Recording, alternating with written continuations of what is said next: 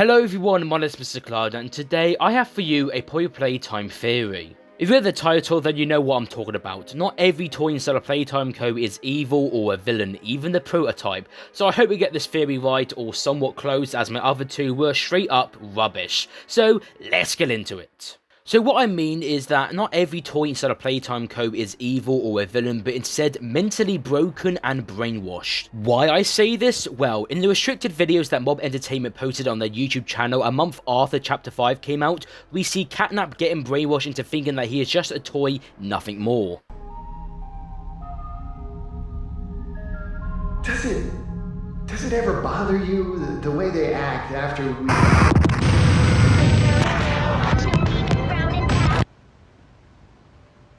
No, not really. If you know the lore, Catnap before he was Catnap was a child called Theodore, a orphan in the Home Sweet Home orphanage, and becoming friends with 1006, also known as the prototype. Theodore. My name is Theodore.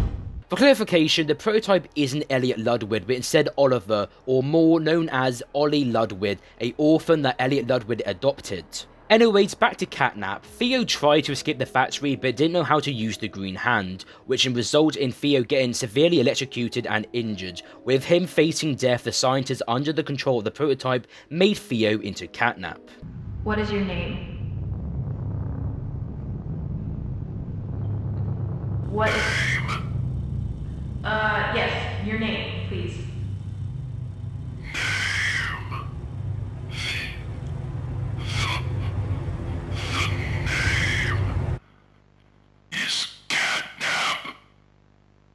We know that the toys undergo brainwashing to make them think that they are just a toy. We know this because we see an important scene in Chapter 5. You are a toy. You are a You have toy. always been a toy. This answers the question. They're not evil, they're broken and brainwashed. Not just that, but scared of the prototype as well. They know what the prototype is capable of. A prime example of this is Anakin Skywalker in Star Wars, when he becomes Darth Vader due to Palpatine's manipulating Anakin to make him think that Padme will die, promising power to cheat death. Similar to what Playtime Co. does, but instead making the humans who turn into toys think that they were a toy all along and giving them a new name, like how Theodore thinks his name is Catnap instead. This bit might be sensitive to some people, but another great example is Nazi Germany. During the rise of Germany after World War I, Hitler came into power and used propaganda like social events, education and media to brainwash the Germans to promote Nazi ideology. This works best with kids, reason being is that they are learning every day,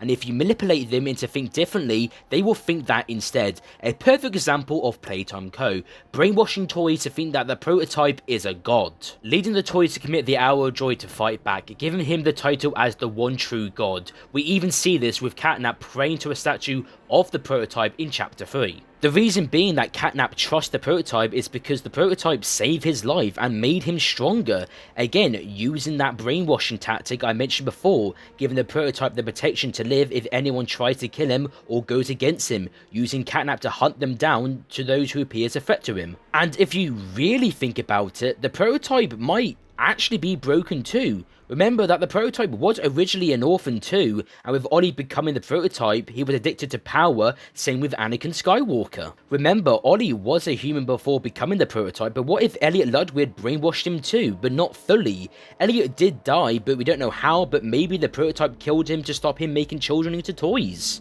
Hence why the prototype started the Hour of Joy, to stop the workers from doing the experiments. There is no evidence of the prototype experimenting on the orphans, he only adopted them during the Hour of Joy and put them into sleep.